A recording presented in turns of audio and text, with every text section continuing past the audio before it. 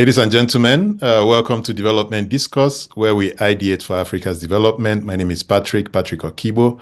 I'm the founding partner at Nextier. And Nextier is a multi-competency advisory firm that's focused on, trying to solve Africa's complex development challenges.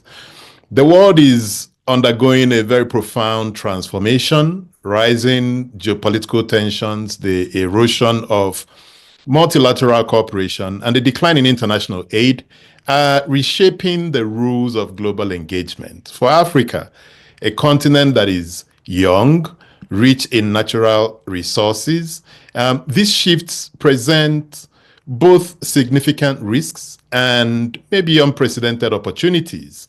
African leaders must confront these hard questions, some of which, what role should Africa play in the emerging global order, and how can it reposition itself to safeguard and advance its interests? Joining me today to discuss the new world order and Africa's development is Ambassador Joe Keshi. He's the president of the Association of Retired Career Ambassadors of Nigeria. He served as permanent secretary in Nigeria's Ministry of Foreign Affairs and the Cabinet Secretariat under two presidents, Olusegun Obasanjo and Umaru Yar'Adua. Over his 34 years diplomatic career, he's held postings to Togo, Ethiopia, Belgium, the Netherlands, Namibia, the United States, where he was the Consul General. He also played a key role in peace negotiations that ended Sierra Leone's civil war.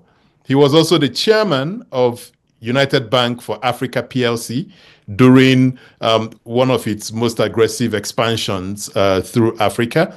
He was the founding director general of Brest Commission, a development agency that was set up to solve the development challenges in Nigeria's Niger Delta. He is a recipient of the Officer of the Order of the Niger and many other distinctions. Ambassador Keshi, welcome. Thank you, Patrick. Thanks for having me. Great. So maybe we start from the beginning. And so what is your understanding of this new world order, and how is it different from, what I guess is now the old order or the disappearing order? Well, quite frankly, Patrick, we are not yet too sure whether it's disappearing, or whether it has some more years to stay. But what is certain is that we are in an era of uncertainty as a result of some of the factors you have named. But the truth is that unlike the old order, which was rule-based and which was established post-World War, the new order today is more, and then created by Western leaders and Western institutions. Bear in mind that when it was created, half of Africa, for example, was under colonial rule. But today, the new world order seems to be more diverse, and it's not just a question of a few actors dominating the scene anymore. You have a collection of actors, shaping the world. You have a bunch of new interests, regional interests. But I think what's going to define that new order is emerging global competition, particularly among I wouldn't say the superpowers, but states that are ready to develop themselves. In this connection, I have in mind countries like India, that has over the years, emerged to become a power in itself, and it's really engaged, properly engaged, and I think is the third or the fourth or the fifth largest economy in the world. So that places India, for example. So you have a collection of, the new world order is certainly more diverse than the other one that was dominated by a group, practically Western dominated, Western institutions. But that is gradually breaking down, little by little. And of course, we say this, history teaches us that empires don't last forever. And I think that's where we are today. It's interesting that you picked India. Most people will quickly rush to China. So it's interesting that you mentioned India, biggest democracy in the world, one of the fastest growing economies, just exporting its power within its sub-region, but also projecting quite nicely into the West.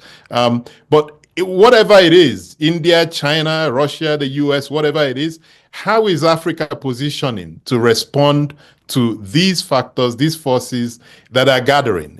What are you hearing from other career diplomats across the continent? I think we are all a little bit worried. We are worried because we do not see a sense of urgency in African leaders, preparing for the new challenges that are emerging. And I think President Kagame, put it correctly. I saw a video of President Kagame, complaining recently that he's not worried about so many things, but for the fact that Africa is not being prepared for the new challenges, but he still has this mindset that is going to be taking instructions or orders from people outside the continent. You did mention the fact that I did mention India. Yes, I deliberately avoided China because everybody over the years has seen the rise of China to a very prominent and dominant player in the international scene. You can actually see what he's doing to Donald Trump today. But India is a good example of a country that has, given what it has gone through to get to where it is today. So for Africa itself, yes, the emerging new order provides an opportunity for Africa. I think the question really is Africa going to seize the moment? Is Africa going to seize the opportunity? And there are a lot of things that Africa really needs to do to be able to scale up, and be part of that new world order that is diverse, and they can control not just their own space, but at least can become part of the global player. Perhaps not as strong as China, perhaps not as strong as India, but at least, they could become a credible international partner within the global system. So it's interesting, and I'd like us to really get into some of these ideas you've got on what Africa should do to position itself. But before I get to that question, one of the, however we decide to play, a big question would be, do we approach the world as a collective, having a common position, or do we approach the world where each country is arguing for what is best for them?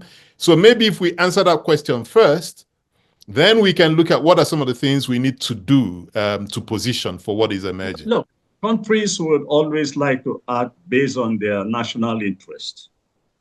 There's no doubt about that. But where we are today, it would be in our best interest to collectively act together. When you come to think of it, that was why in the 60s we established the Organization of African Unity, collectively to fight for independence and for economic development of Africa. And when the first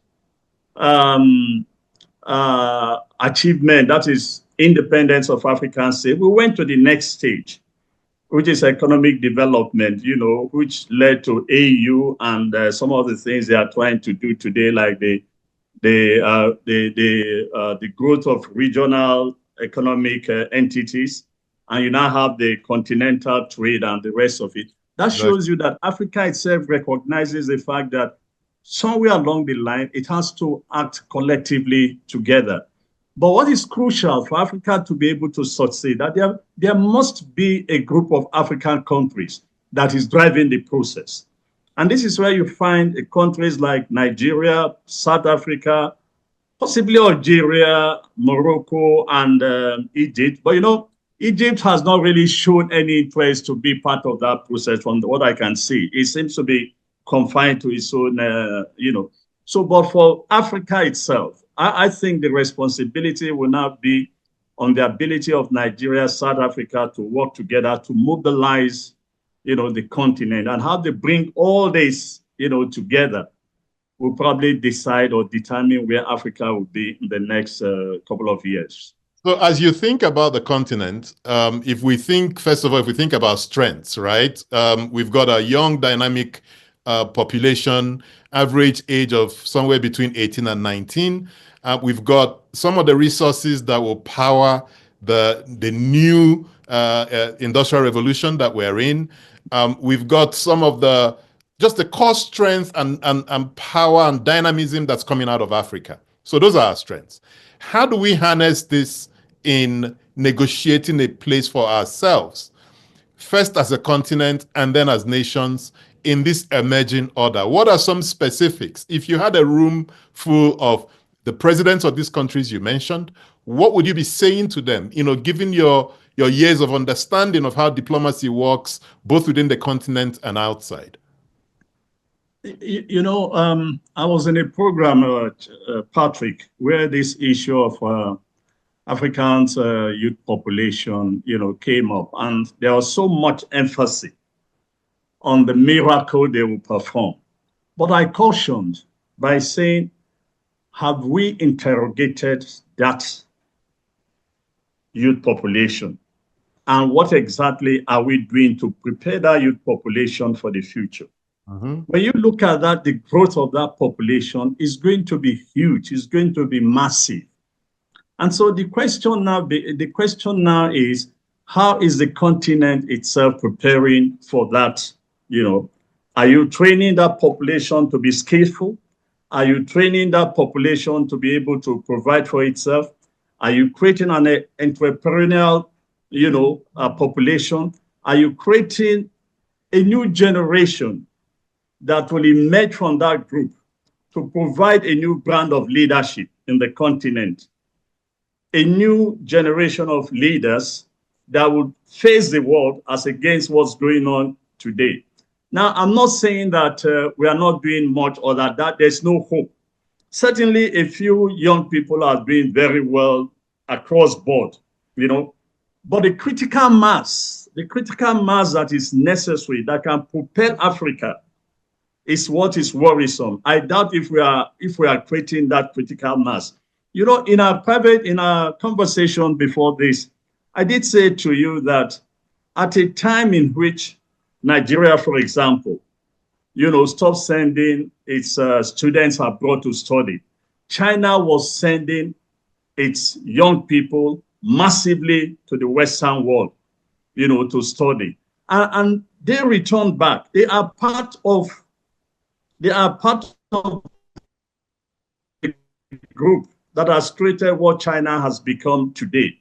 So if we want to emulate what China has done, in the past, what we need to do is to begin to fashion out, how do we deal with this? How do we prepare that huge population? How do we begin to prepare them today? And by the way, Charles, we are not just talking of the ones we know today. We also have to add the ones that are unborn yet, because there's high infant, what do they call it now, in this part of the world. Fertility. So we need to do fertility. Yeah. So we need to do a lot to begin to prepare that board. And that goes that we need to take a second look at education and see whether we are going to, how we can create the skills that are necessary for the next, part of the century. We need to take a look at, do we have the capacity? We need to build that capacity. There's no other way. We need to just make sure that we educate that population. We create the skills, the manpower that is needed. And we need to be adaptable to technology, because technology is going to help us a lot in the drive to wherever we want to be. Where China, for example, is today, and to a large extent, India. It also has to do with technology. And that's why sometimes I quarrel with African leaders by giving an example that, look, anytime an African leader goes to the Western world they come back telling you that they have signed an agreement for XY number of loans. And I pointed out that some 4 or 5 years ago, the Indian Prime Minister, on a visit to Britain, signed 2 documents. One was to train 1 million Indian ICT Professionals. youths, professionals. Another one was almost close to another million on cybersecurity. The last time the same gentleman was in America, they signed the same document. They didn't sign for loans. They signed to train the young people of India for the future. Mm. Our own leaders go and begin to sign loans, and you have no clear idea exactly what those loans are used for eventually. So we must try to emulate. Look at what we must begin to say to ourselves, what are other countries doing best that has propelled them to where they are today, and what we need to do. So to directly answer your question, if I were to sit among African presidents and I'm faced with that question, I say, look, train your people to be prepared for the future. And education is one. Ensuring adaptability to technology is another. And that we also need to begin to train them on entrepreneurship, because government cannot absorb all. And if we do not industrialize, where is that huge population going to work? I think those are the questions that, This is great. Now, if Africans are going to negotiate with the world, we need a vehicle for that negotiation. The AU, the African Union, should be at the forefront of those conversations. From your understanding, what are the challenges to AU's effectiveness, and what are some thoughts on how the AU can address these challenges? Yes, you can see that in the current global tension, the United Nations is virtually missing. It's not as if the ambassadors in New York are not working. They are working, but nobody's paying attention to their efforts, particularly in terms of trying to find peace in Gaza, or trying to find peace in with the Russia-Ukraine war. But I'm just saying that, look, Africa has a program, has a document for the next 30 years. I'm trying to remember the name now. 2063? For 30, 35 or so. No, 2063. 2063. 2063, exactly. Yes, I think what Africa should do is to try and find a way that document can be implemented across the region. If they can look, they need to go from policy to implementation. And not just the AU itself. ECOWAS is going to be 50 years old today. When you go through ECOWAS document from day one, the first ECOWAS treaty that was signed, and some of the changes that have been made in ECOWAS, the problem ECOWAS is having is moving from policy to implementation. And Africa needs to find a way to do the same thing, to move from policy to implementation. We are talking of the African continental trade. Africa must have something to trade before it works properly. If you don't have something to trade, it's just not going to work. If we look at back in the 60s, that big push of the OAU, the Organization of African Unity, especially to drive for independence and then much later for democracy, it appeared that what kind of propelled that organization was you had some big leaders in the continent, who put their resources where their mouths were. But if you look at Africa today, there seems to be an absence of such big personalities that could pull the continent forward. Would you agree that that's part of the problem? And if yes, are there alternatives to how to galvanize the entire continent, to push for a set of common goals? Patrick, I think that's one area where Africa really has to lament seriously about what happened to the continent itself post-independence. When you look at the generation that fought for independence, they were inspired. Many of them, by the way, schooled abroad. At that time, Africa was still under colonial rule. And then they were surprised to find out that the countries that were actually superintending Africa, we're talking of democracy, we're talking of freedom of speech, you know, all these nice things about democracy.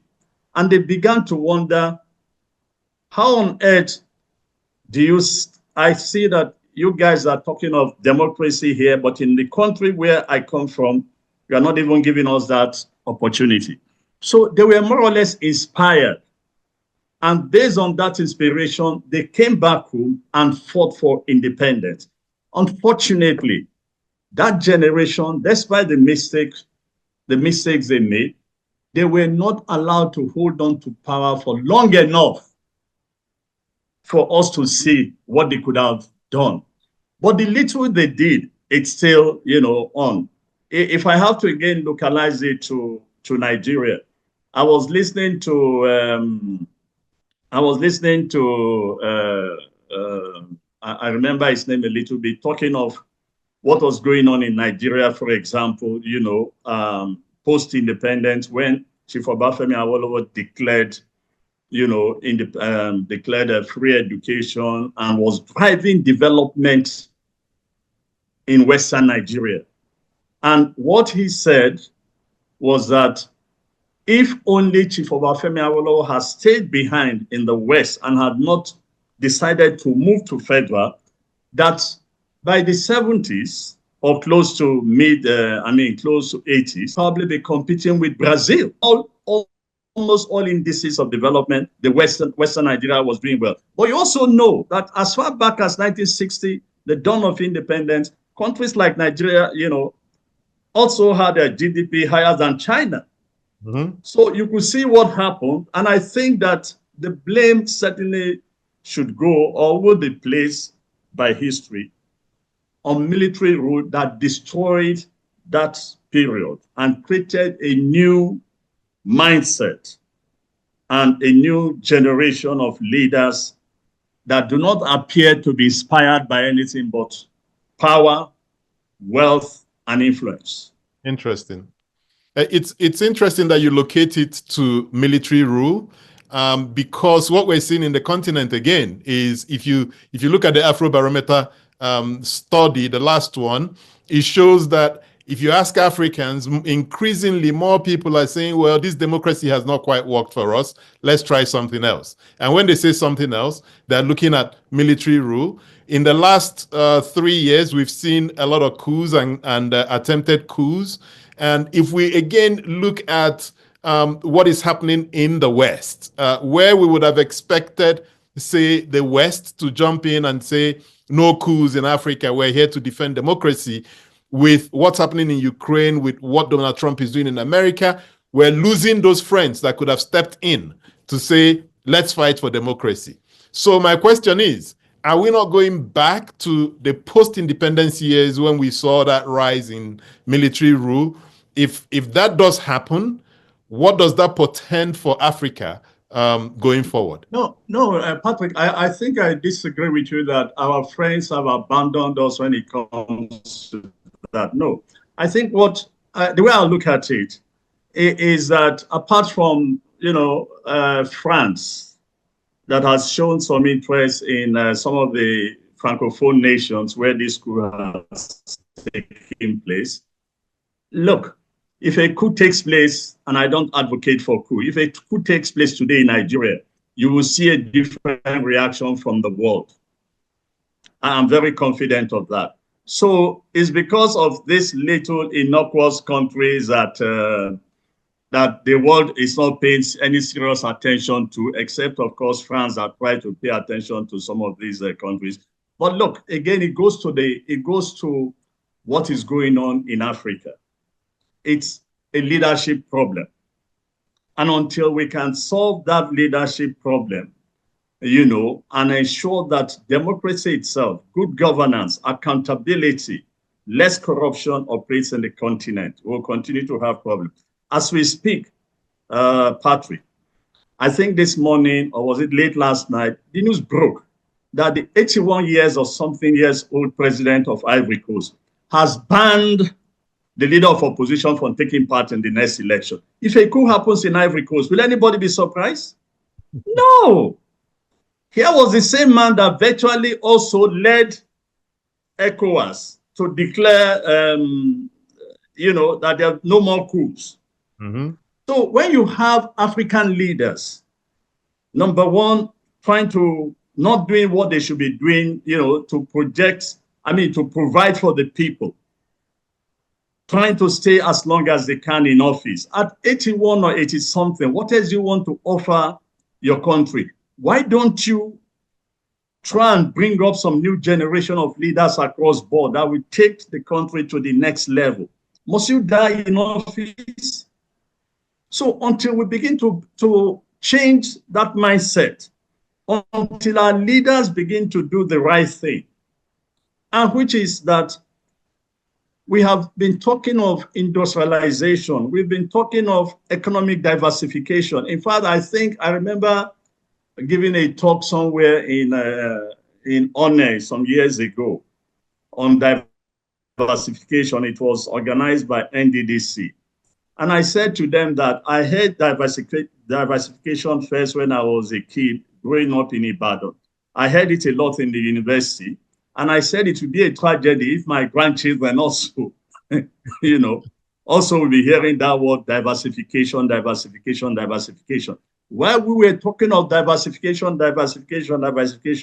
China has diversified. India has diversified. Japan and the rest have done that even before then. Only Africa remains today to be talking of diversification. So if this continent has to grow, if this continent has to move forward and become a credible player within the international community, nations. Patrick, my position is that we need a new generation of African leaders who are conscious of where we are today, who are conscious of the need to change the dynamics, to change the narratives of the African continent and present a new Africa, that is mindful of its destiny, that is mindful of the fact that it has the resources to grow and become what it should be, like the rest of the world. So I think the same way you've been, from your days in the primary school or university, you kept hearing of diversification, and we're still talking about it today. That same way, from my infancy, I started hearing the need for new leaders to emerge in Africa to lead us to El Dorado. So the question, therefore, is why haven't we been able to do it where other countries that have, or continents, that have similar challenges that we do, have been able to navigate and, set sail? What's the problem? Now, let's bring it home. Let's look at Nigeria, right? Because Africa can be, broadly diverse as well. Why is it difficult for us to translate policies and programs to solutions? Why is it difficult for us to transition or find leaders, build systems, build institutions that can lead us to development? From your view, you've been in diplomacy, you've been in the private sector as chairman of, UBA, you've done development as Director General of Braced Commission. What's the problem and how do we navigate it? What are your thoughts? Patrick, I wish I can provide you an immediate answer, but it's huge. In my view, I think that from the military transition to where we are today, we've always had the wrong set of leaders. These are leaders that do not understand anything about leadership, except that they just come to power and decide that they're going to build roads. They're going to reconstruct some primary schools and secondary schools. And once that is done, that is all. You also have, and again, you also have to blame some key institutions. And here I also want to name the media. Mm-hmm. This is a country where every year in the last 20 years or so, almost all the media houses organizes an award night. The best governor in education, the best governor in agriculture, the best governor in project, the best governor in health. But guess what? In all these best, when you go and look at what they've done in their states, practically nothing much.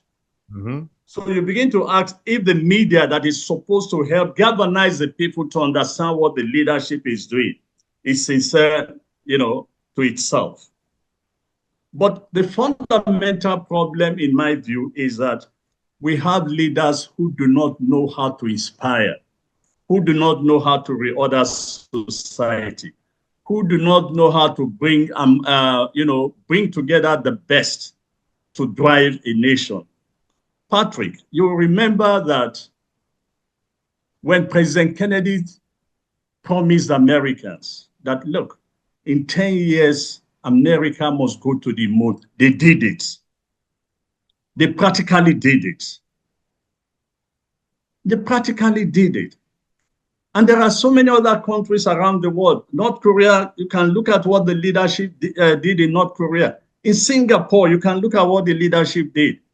These are leaders who inspired and insisted that this is what we must. And they brought together people around them that helped them to construct the country the way they want the country to move. Somewhere along the line, our, should I say, being influenced by a couple of Western ideas that is more closer to influence, closer to power, closer to, you just name it. So this is why you find out that with regards to Nigeria, the first thing our leaders do in getting to office, everybody cross board, you buy a new set of new cars, nothing wrong with the old ones. You buy a new set of, the attention is diverted. Nobody sits down to begin to reason, to say, look, how do we move from here, from A to B? How do we mobilize the people?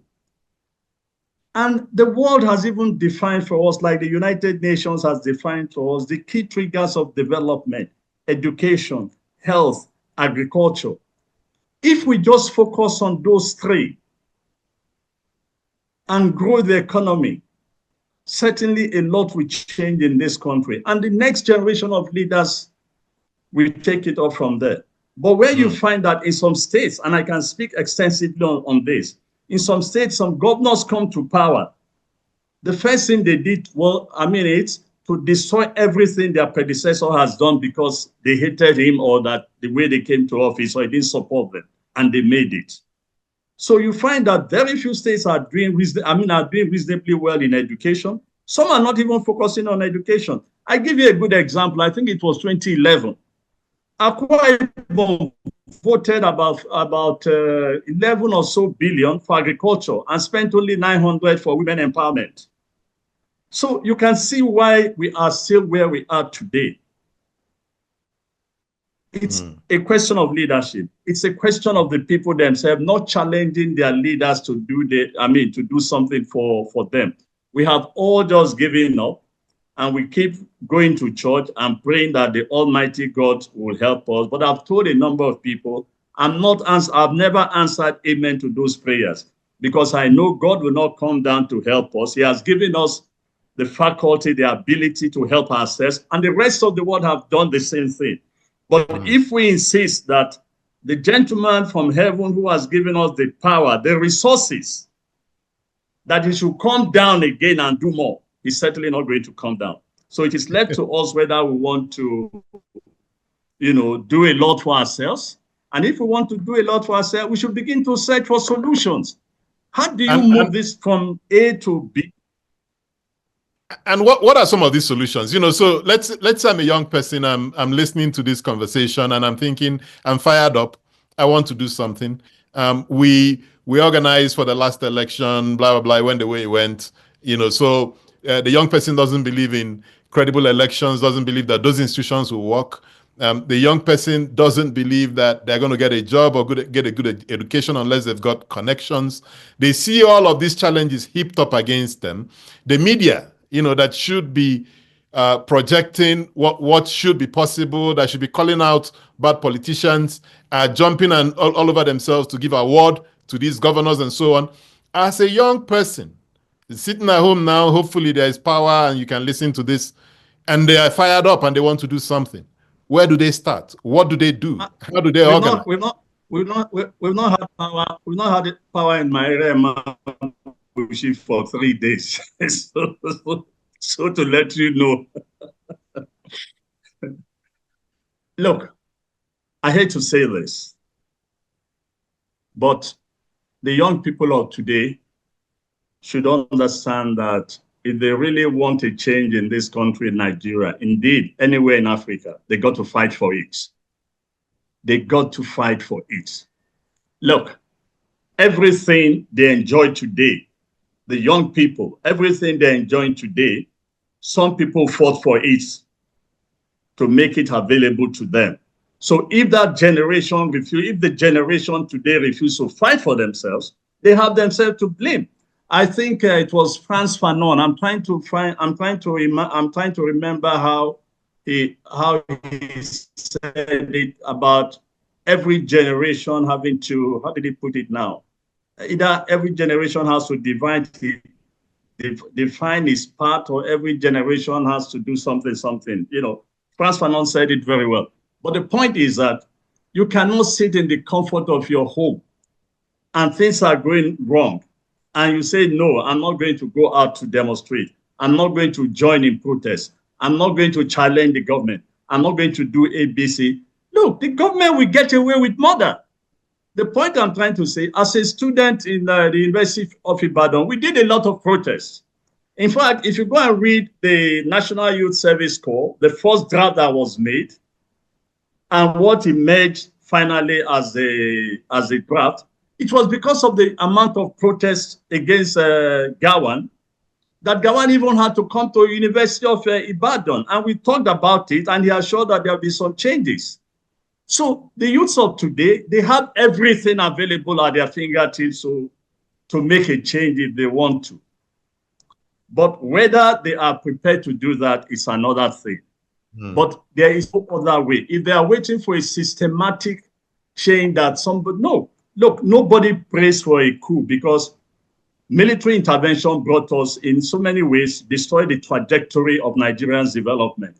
And I do not see it changing, not with the set of military officers that we have today anyway.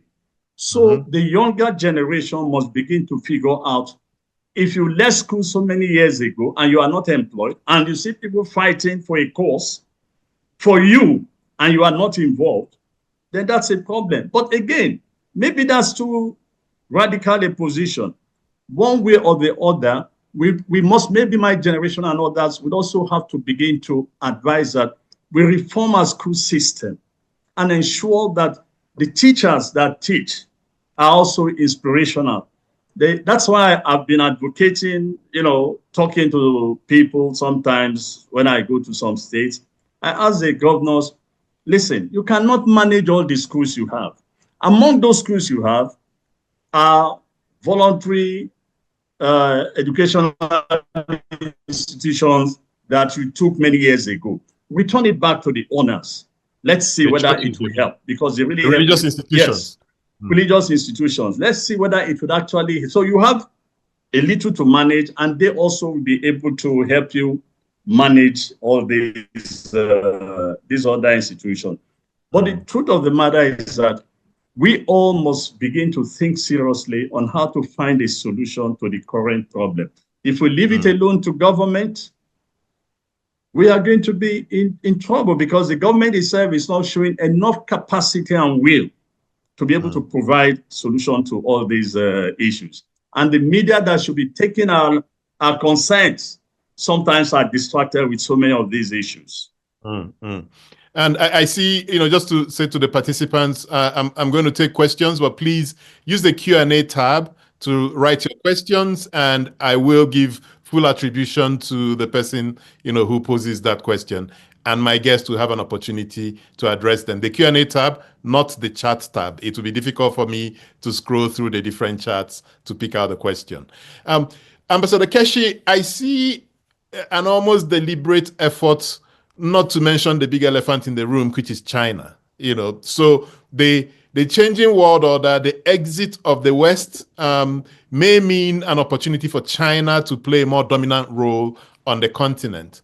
What results from that is what we're beginning to see now, a bit of a debt trap, where many governments have signed all kinds of loans, with the Chinese government that has locked us into a bit of a trap.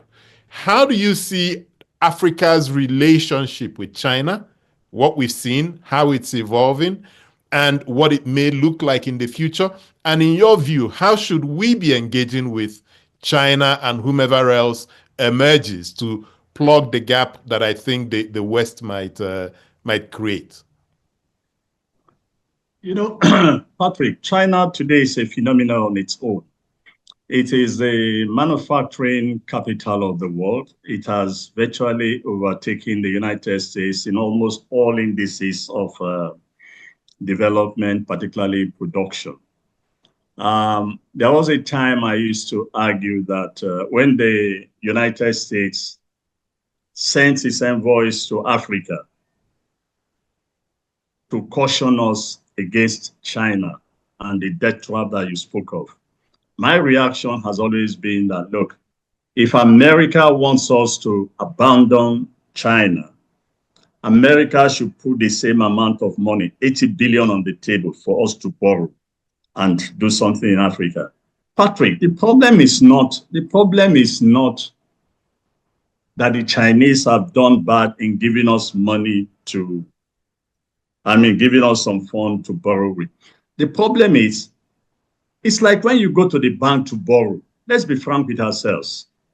If you go to the bank to borrow money to build a factory, and you take that money, you go and build a hotel, or you go and build you go and buy cars, and at the end of the day, you cannot pay back. Are you going to blame the Chinese?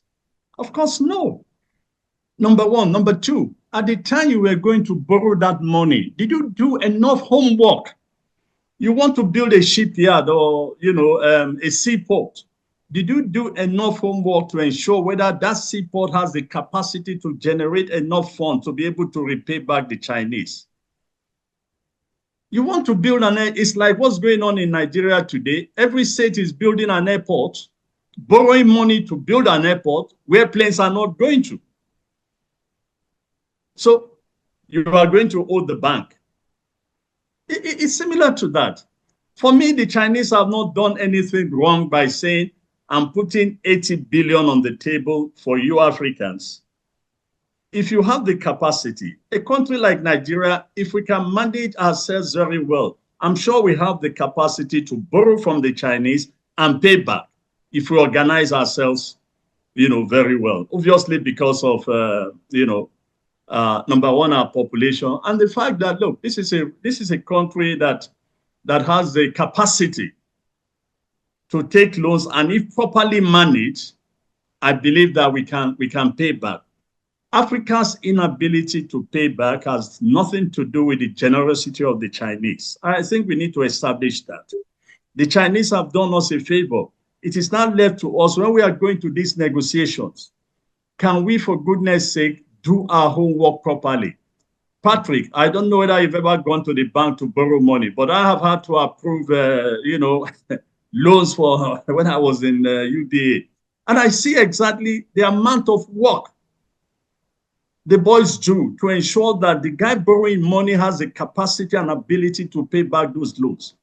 Those are the kind of thing I want to see Africans do. If we take money for production, I can understand. If we take money to build seaports, I can understand. If we take money to expand our airports, I can understand. But make sure that you also ensure that you are able to recoup these resources and pay back exactly the Chinese. If you do not do that, you don't begin to blame the man who's been generous to you, that he was stupid to have given you assistance. Exactly. Let me But take some moving, questions from our yes. participants. There's one from Tunde Arogumati. He says without appropriate representation at the level of ambassador, consul general, high commissioner across the globe, how can Nigeria expect to progress on any form of national interest propagation and position herself in the emerging new world order? And I'm sure this is an issue that you discuss in the Well, Association of Career look, Diplomats. not having not having an ambassador outside in our mission, tragic as it is, it's not as bad as, not growing the economy at home at the end of the day. Because you see, what happens when the ambassador is off, it's not in its mission, is that the most senior officer, and invariably a very top senior officer, takes charge of the ministry.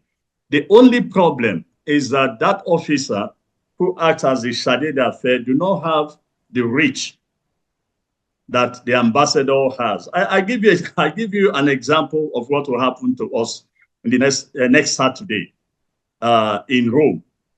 Now, ambassadors are seated based on the dates, which on seniority, based on the date of your presentation of credentials. So no matter the seniority of a man covering Rome today, even if in the past the Nigerian ambassador was number 2, number 3, and is not there today, the current gentleman who is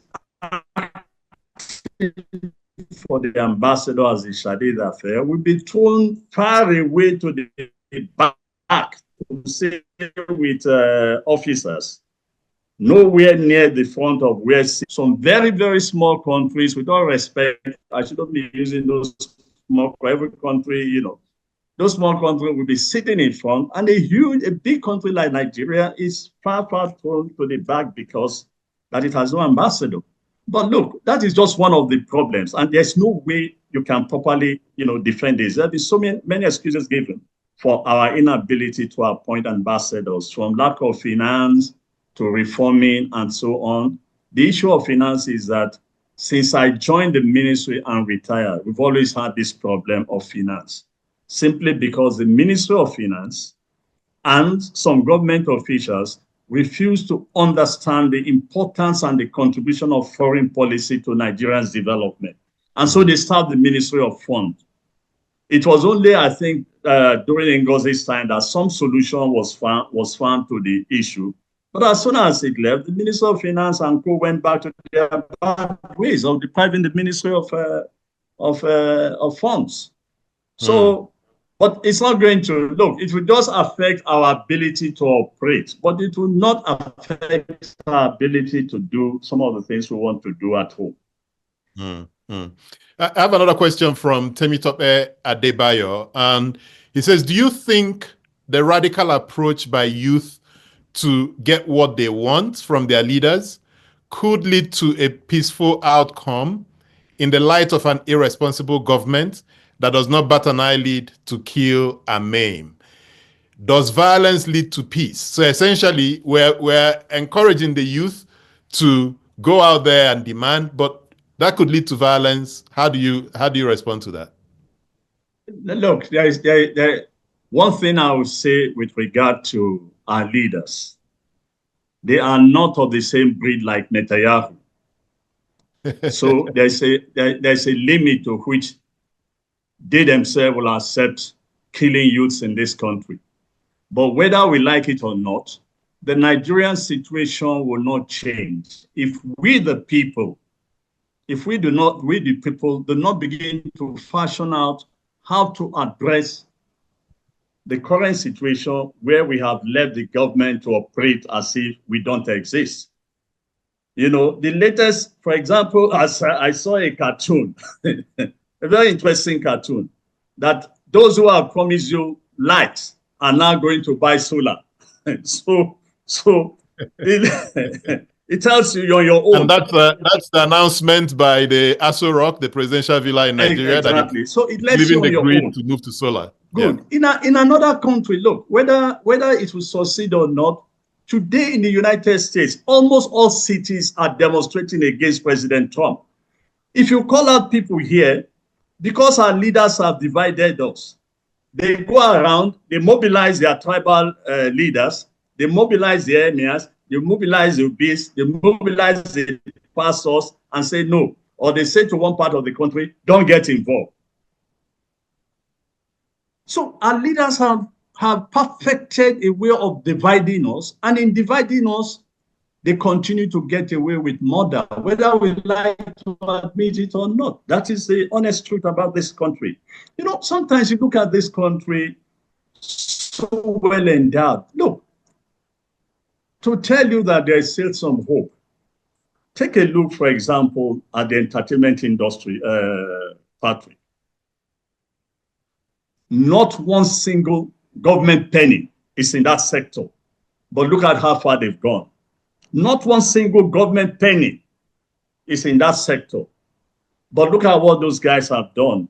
I don't know where somebody was pointing out that Boma Boy, there was a video going around, Boma Boy, a boy from Port Harcourt, is playing in a 60,000 capacity arena, capacity.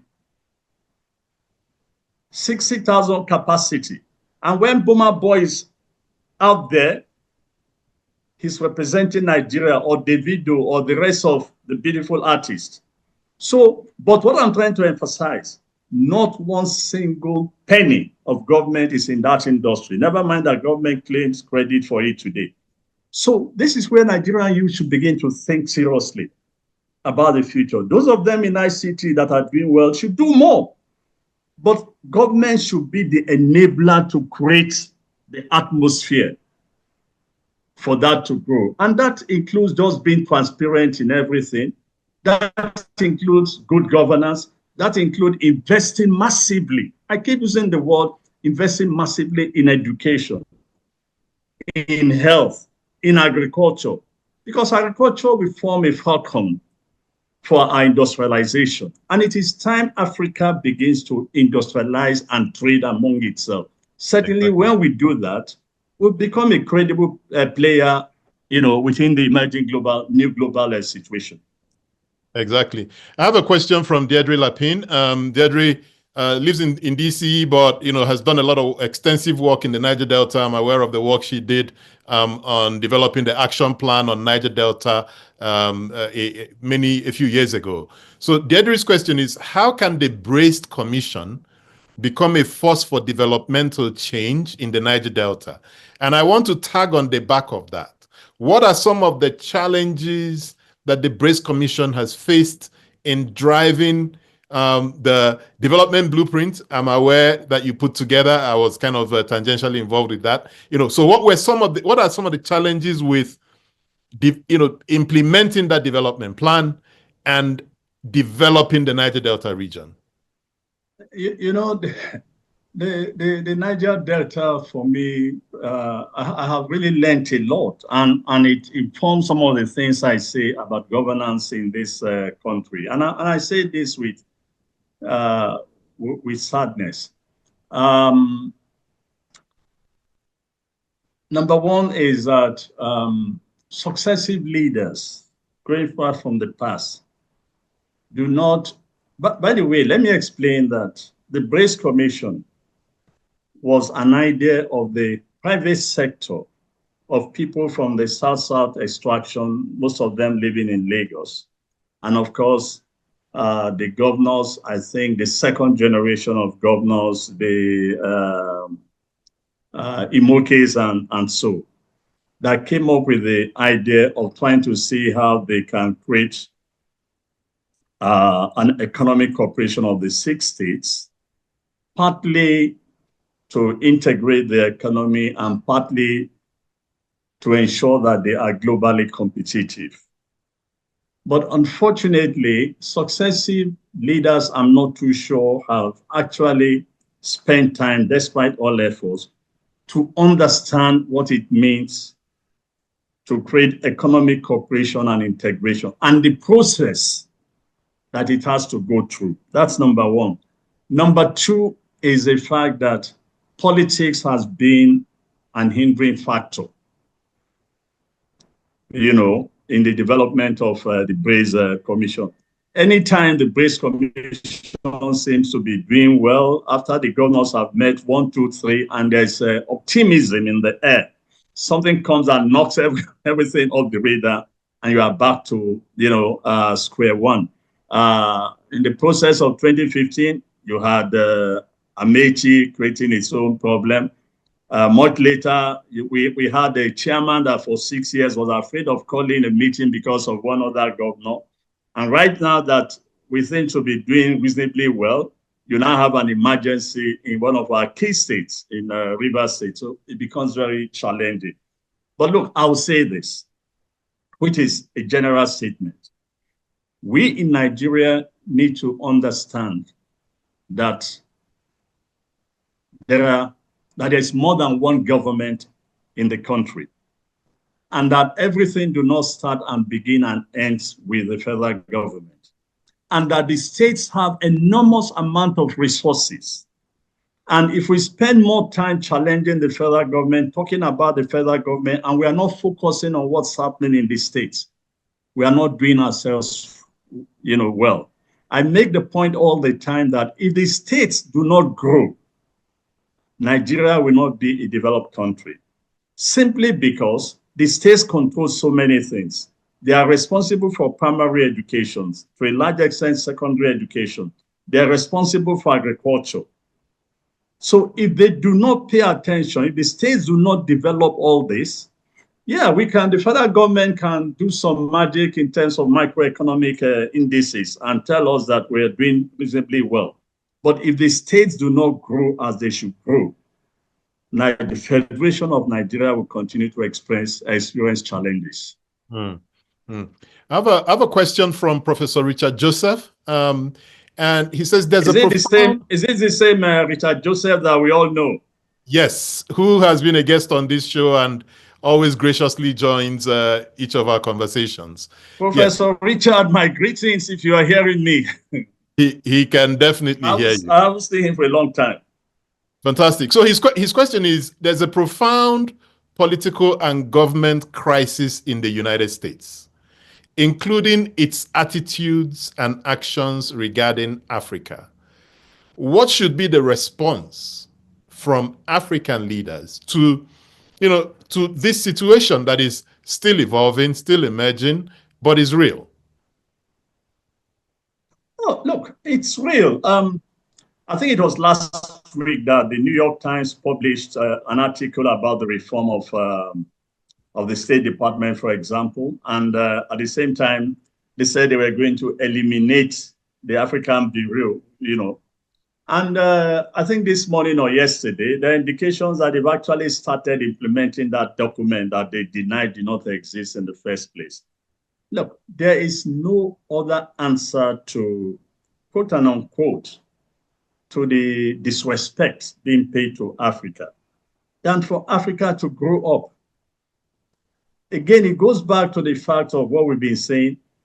Africa needs to take up the challenge of today and convince the world that it wants to be a responsible partner in almost all phases of development. There's no other answer to it.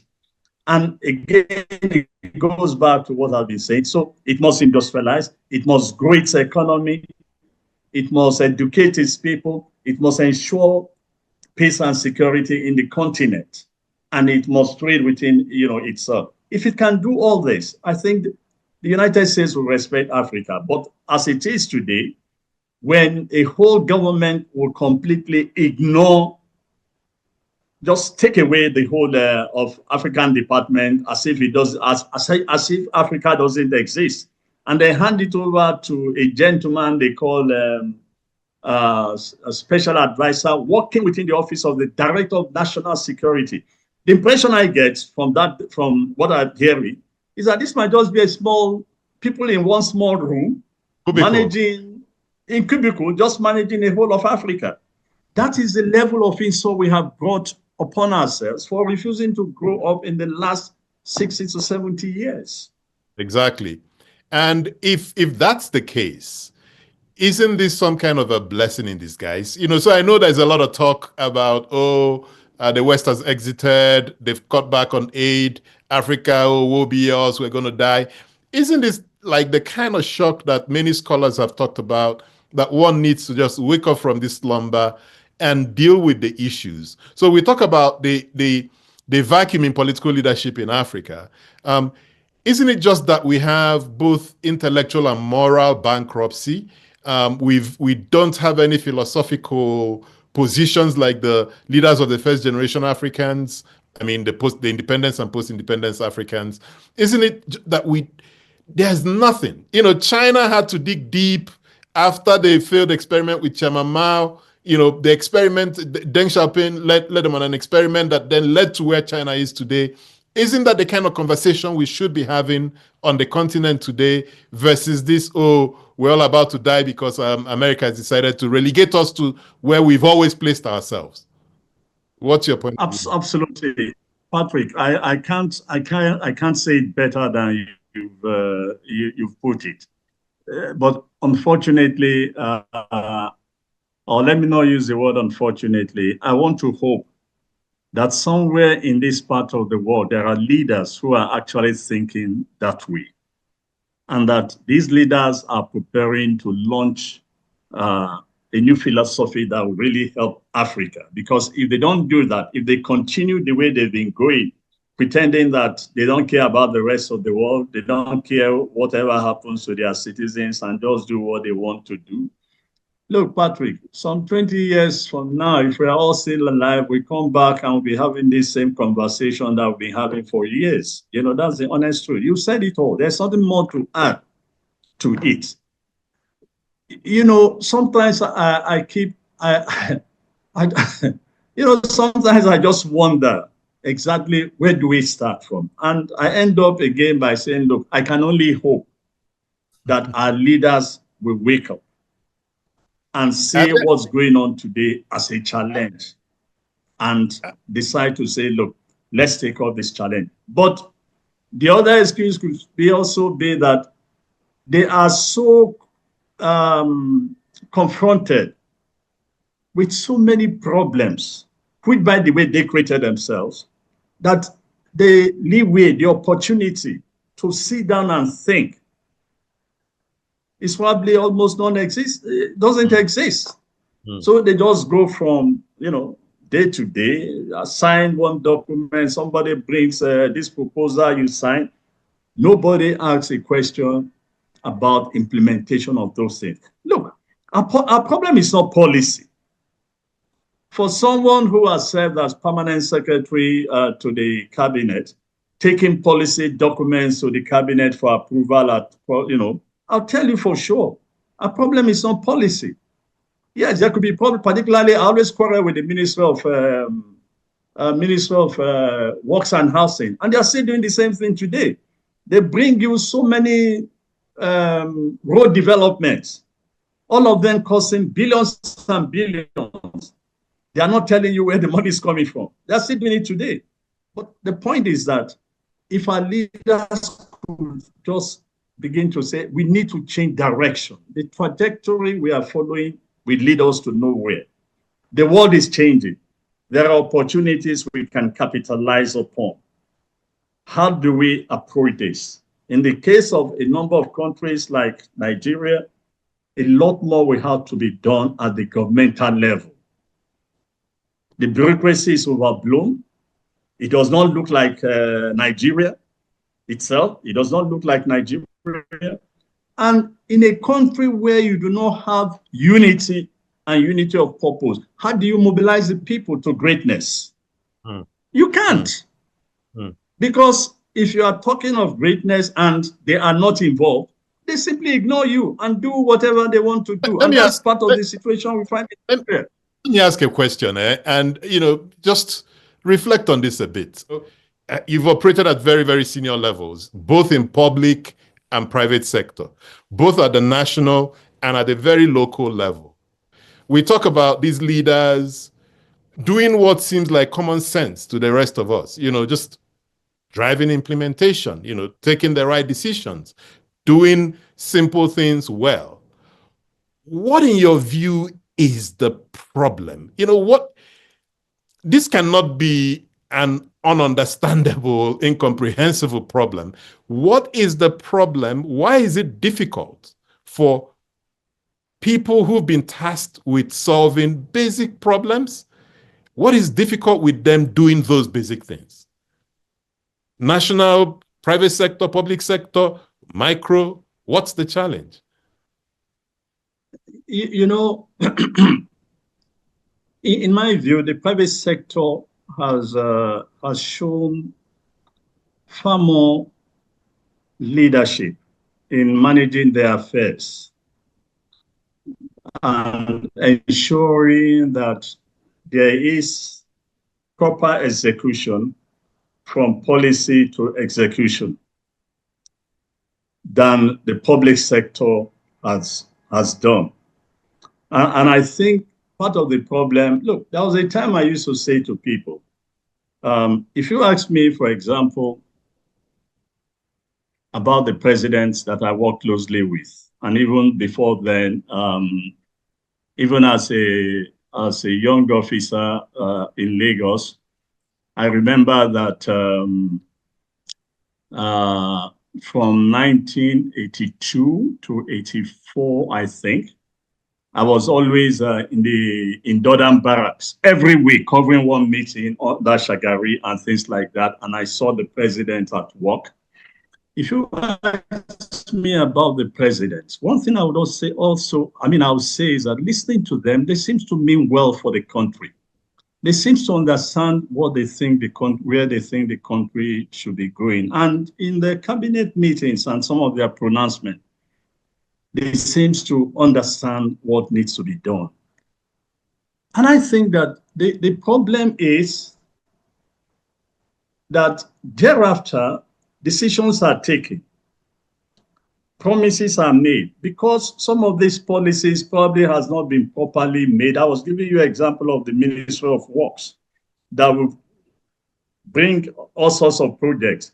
And after every council meeting, it will be announced that XY road has been allocated so much, but the truth of the matter is there's no money for it, for any of those roads. But council has approved it, hoping that this is why if you go and do a study, you will find out that the roads that successive presidents in the past have built, we are rebuilding them today. Not because they were, they were announced, but they were not built. In fact, I saw somebody asking questions, itemizing about 6 or 7 items of what the Tinubu administration promised. And the question is, we have not heard any more about this. So these things are there. So it has to do more like some decisions are taken. There's a problem of implementation. And when you begin to think of problem of implementation, it now boils again down to the capacity and capability of the bureaucracy to execute this. And the bureaucracy itself, particularly in the key ministries that have so much money, their attention is not properly executing this project, but corruption steps in. And once corruption steps in, I'm sure that their attention is completely, and because we do not make people to pay for some of these things, nobody asks questions. Nobody asks questions on all these things. Next year, you represent the same, you give one reason or the other for failure or something like that, and everybody's like, oh, okay, let's get it done again. So we probably need to overhaul the whole system and ensure that once a decision is taken, implementation also, people pay attention to implementation of these, policies. Number two, I also think with particular reference to Nigeria, we also need to begin to look at the people we appoint to political offices and as heads of agencies. If you go out, Patrick, I don't know what part of the world you are today, but if you are in Nigeria, take a look, just go around any of the streets and ask people to name Buhari's ministers and what they did. you'll be shocked that most of them can't even remember their names. There are some ministers in today's administration that we have never heard their voices. They've never said anything. Particularly, I always complain about the Minister of Defense. And why I complain about the Minister of Defense is that it's the failure of those charged with running the defense ministry, by the way, are not the service chiefs. It's the political leadership. But these guys have abandoned that responsibility to the service chiefs. And this is why every day of our life, you find the service chiefs injecting themselves into our lives when they should be behind the scene, behind the shadows, advising their minister, the minister advising the president. But the situation where you never even heard anything, we are going through massacre, more or less, in Benue and Plateau. Have you heard the Minister of Defense say a word? No. Have you heard the Minister of Police Affairs say a word? Absolutely no. That's the situation we find ourselves. So maybe we need to begin to appoint people who can manage this office, and they should be schooled as to what is their responsibilities when you are holding this office. Nobody has brought you, given you the high office to just warm the seats. You've been brought to take action. You've been brought to take action. And everybody in that department reports to you, and you report to the president, not the other way around as is happening today. And that creates problem in itself. And again, just talking about rehauling or just rehashing our systems, I have a question from Jesse Dinju, and it's you seems to have identified leadership as the core of Africa's problem. Juxtaposing that with China, India, and maybe Rwanda, in terms of the system of leadership, we discover that the type of democracy being practiced by these countries seem to be tweaked to suit their local peculiarities. Do you think that Nigeria and Africa need to redesign the practice of democracy to what suits our local needs to address the problems of good leadership? And if yes, how? Democracy has the same definition anywhere. Free election, good governance, accountability, and the rest of it. Yes, China does not practice all kinds of democracy, but their value have enabled them to define the trajectory that they want to take. And their system has enabled them to make enough provision, to take care of their people. I mean, let's look at the number of people India and China have taken out of poverty. Patrick, 30 million Chinese travel out of China annually or more. They all return back to China. Half of those who travel from Nigeria or from Africa, if they have their way, they won't even come back. What does that tell you? Because the leaders in this country are doing everything possible to provide for them, unlike us. So the problem is not with democracy. It is our leaders understanding what it means and how they can reorder society, rebuild society, re-engineer, social development or development itself to cater for the vast majority of the people. And I think that that's exactly the challenge that we face. Look, I think 2 days ago when we were talking, you were reminding me that, quote and unquote, the decline of America, some attributed to that it started even long before Reagan. And that's because the system that was set up for, after the Great Depression, in which a lot was providing social safety net for the American people, when they began to leave that and created this inequality prepared by liberalism, and then you created 1% of very rich people and the whole generation of others not doing well, of course, that led to anger and crisis that eventually produced Donald Trump at the end of the day. So we can imagine that it could happen anywhere. But if our leaders can just, for a change, decide that, look, there's really so many things they can do to change the trajectory of the root of development in this country. And I go back to some of the things I have said before. Again, borrowing from what others have done, that if you invest in education, if you invest in health, if you invest in agriculture, if you provide social, safety net for the people, that a lot could be done. And you do this across board and across the states. If you take Nigeria, for example, and by the way, all over Africa, I think there'll be some changes in the continent. I have not lost hope that the continent can change. I'm only hoping that the emerging global situation will compel African leaders to rethink development, to rethink what they need to do at home in order to ensure that Africa becomes a respected continent. And that respected continent is a continent that can look after itself, that has the capacity to be productive, and that capacity to take care of its own people. Yeah, and so good points. I have another question that takes us back to Braced Commission, and it's from Ndunwokolo, who's a partner with us at Nextier. He says the worry crisis is brewing again, and it's very obvious that there is more to it, to what is fueling the current crisis, as the silence by government at the federal and state level is worrying, in fact, maybe even deafening. Can Braced Commission step in to help resolve this issue? And if yes, in what manner or form? No.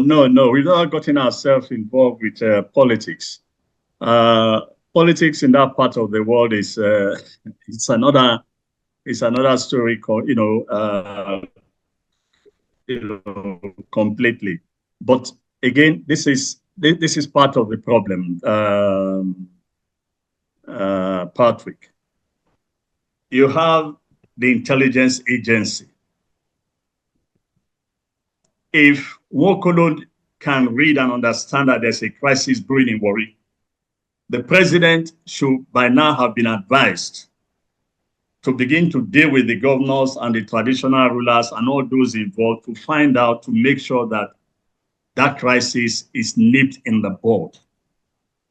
Exactly. But oftentimes we do nothing. Then you begin to question, you begin to put a lot of question on the capacity and ability of our security agencies to do their work. And I'll say this, I'm not trying to disparage the police or the military and so on, but the truth of the matter is that in the last couple of years, they have virtually failed this nation, Nigeria. There's no doubt about that in my mind. The way they are doing things. I can take the example of what happened in Urumi recently. Patrick, there's no way, if you know that route very well, whether you are coming from Port Harcourt through to Onitsha, through Asaba, to Urumi, or you are coming from Yenegua to Saple and the rest, there are over 100 police and military checkpoints. How do people carrying guns pass all those checkpoints? And the police and the military did not dictate it, but a vigilante group dictated it, and that led to the unfortunate killing of people at the end of the day. So you can begin to imagine, So I think the issue of worry, if it's brewing again, it is the responsibility of the state governor, the responsibility of the federal government, and everybody concerned to move in very quickly to see that they can douse the fire before it gets out of hand. Okay, so let's project forward. Let's look forward. Let's say we're now in 2030, 2040. What fundamental shifts do you anticipate in Africa's relationship with global powers? And what concrete steps should African leaders take today to strengthen the continent's collective position in shaping rather than merely responding to the new world order? But look, first and first, I think they should look inwards and ensure that they grow their economy seriously. There's no other way. That's the first thing they need to do. Grow the economy in such a way that it can provide It can provide employment. It can provide jobs for the people. It can provide prosperity for the people. You know, that's number one. Number two is that, look, the way we have to wait and see what emerges when the dust settles on the current disruption of the world order. But the truth of the matter is that Africa would have to go back to its non-aligned posture and based on its own interests, relates to each of these emerging powers as best as it can. So whatever you can get from the Chinese, but again, you have to be prepared not to be in a more debt trap. You can. Whatever you can get from the Americans or from the Europeans, you know, you can. But all these should be things that will help you yourself to grow and develop and become a credible player within the international system. But if you continue with the old attitude, as if, quote and unquote, you are retarded and everybody comes to give you aid, your bosses go abroad and they sign for loans and all that kind of thing, it's not going to help the continent because it does not help us, you know, till today. But apart from that, we need to reform our politics. Our politics, the way it is today, is practically not working very well for us. Democracy, no matter what happens, you know, democracy is the same everywhere. As long as you obey the rules of the game, free, fair election, free media, good governance, accountability, the rule of law, particularly the rule of law. One of the reasons why we are having a lot of problems, you know, particularly with the issue of corruption, crime, and so many other things, is that nobody pays for doing anything wrong today. I refuse to believe that a group of people will ride on a motorcycle to Jos and Benue. Nobody can find them. And then we are all crying that so many people were killed. They disappear. 2-3 days later, they come back again and commit more atrocities. They disappear. A week today, we have received no report from the police that anybody has been arrested. So these are some of the things we need to avoid until our leaders begin to do the right thing and make sure that African leaders begin to do things and make sure that everybody's protected. Until we keep to tenure and stop tenure elongation. And in the case of Nigeria, we fortunately, apart from my boss OBG, we don't have that need for tenure elongation, but we have something different, where the central government believes that in the next coming election, it must win all states. No, the Constitution did not say you must win all states. You don't even need all states, so you can allow other political parties to exist, for goodness sake. You don't have to compel all the governors to endorse you or to make sure that they support your re-election. If you knew how you won the last election, as they do in the United States, this is why in the last election, this is common in the United States, most of the candidates, America has 50 states, if I'm still right. The presidential candidates did not even touch on states at all. They were in a few critical states.